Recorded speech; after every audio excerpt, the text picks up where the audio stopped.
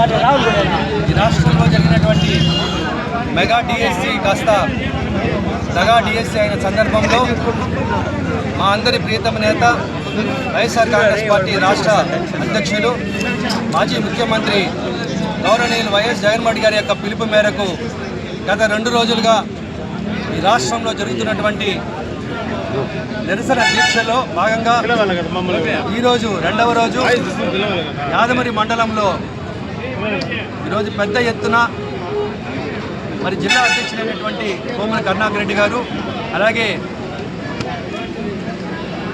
Coordinator Peddireddy Ramachandra గారి యొక్క ఆధ్వర్యంలో ఈరోజు పెద్ద ఎత్తున ఈ యొక్క నిరసన కార్యక్రమం జరగడం జరిగింది. ఈ కార్యక్రమంలో భాగంగా ఈరోజు మనం చూస్తే దగాపడ్డ విద్యార్థులు ఎంతమందో ఇక్కడికి శిబిరానికి వచ్చారు.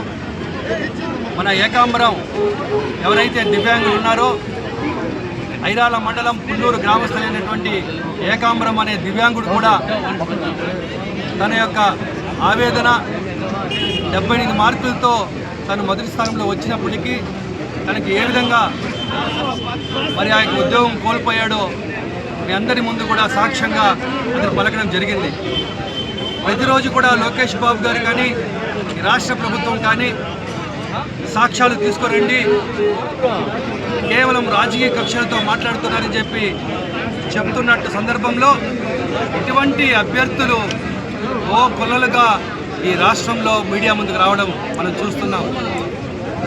ఏం న్యాయం చేస్తున్నారు లోకేష్ గారు?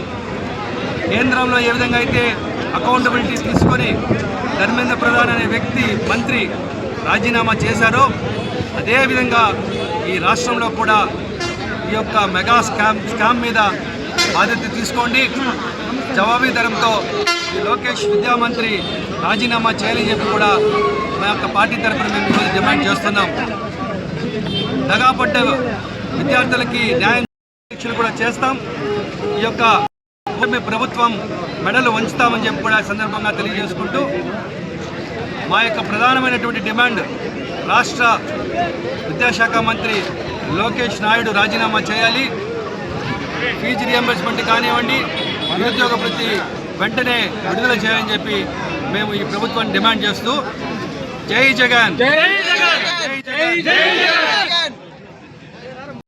ఈరోజు మన పోతంపట్టు నియోజకవర్గంలో ఈ దగా డిఎస్సిపై నిరసన రిలే నిరాదీక్ష కార్యక్రమానికి ఇంత పెద్దన ఇచ్చేసి ప్రతి ఒక్కరికి పేరు పేరున ధన్యవాదాలు తెలియజేసుకుంటున్నాము.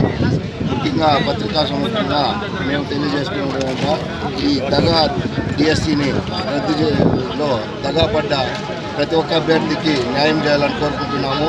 అలాగే దీనికి కారణమైన లోకేష్ వెంటనే రాజీనామా చేయాలని డిమాండ్ చేస్తూ ఉన్నాము. అదేవిధంగా ఈ కేసుని సిబిఐకి అప్పగించి తగిన విధంగా న్యాయం చేయాలని కోరుకుంటూ సెలవు.